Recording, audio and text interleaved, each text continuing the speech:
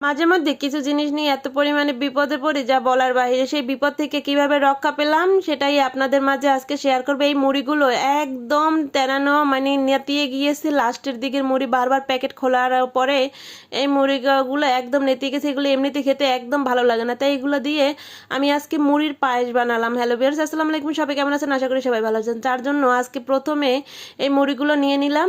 মুড়িগুলো নিয়ে আমি বারবার পানি দিয়ে ধুয়ে নিয়েছি। পানি দিয়ে কিন্তু বারবার করে ধুয়ে নেবেন। দেখেন কতটা নোংরা পানি বের হয়েছে।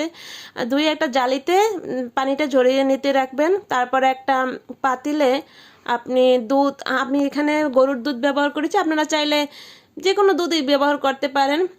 একটু সেঁকে নিলাম, একটু সামান্য পরিমাণ লবণ দিলাম, তারপর দিয়ে দিলাম চিনি। এখন চিনির ভিতরে এই যে দানা দানাগুলো ভাসতে আছে কালো কালো, এগুলো দেখে আপনারা কেউ পোকা মনে করেন, এগুলো কিন্তু চিয়া সিড। আমার বড় ছেলেটা চিয়া সিড যে চামচ দিয়ে নেয় সেই চামচটা দিয়ে চিনি নেয়, যার জন্য এইগুলো এরকম ভাসে। এত না করলেও শুনে না এই ছেলেটা। তারপর দিয়ে নিলাম একটু গুঁড়ো দুধ, আর গুঁড়ো দুধ এইগুলো সব একটু ফুটে উঠলে তারপর সেই ধুয়ে পরিষ্কার করে রাখা মুড়িগুলো দিয়ে নেব। মুড়িগুলো দিয়ে বেশ কিছুক্ষণ জাল করে নেব। এখন মাঝখানে মনে হলো যে পাতিলটা অনেকটা ছোট হয়ে গেছে, নাড়াচাড়া করতে অনেকটা অসুবিধা হয়, তার জন্য আমি একটু বড় সাইজের পাতিলে দিয়ে নিলাম যাতে একটু নাড়াচাড়া করতে সুবিধা। এই খাবারটা একটু ঘন করার জন্য আমি 2 চামচ পরিমাণে সুজি নিয়ে একটু আলাদা পানি দিয়ে গুলে এটার ভিতরে দিয়ে দিলাম। আপনারা যদি সুজি না থাকে চালের গুঁড়া বা কর্নফ্লাওয়ারও দিতে পারেন, কোনো ব্যাপার না, জাস্ট একটু ঘন হওয়ার জন্য।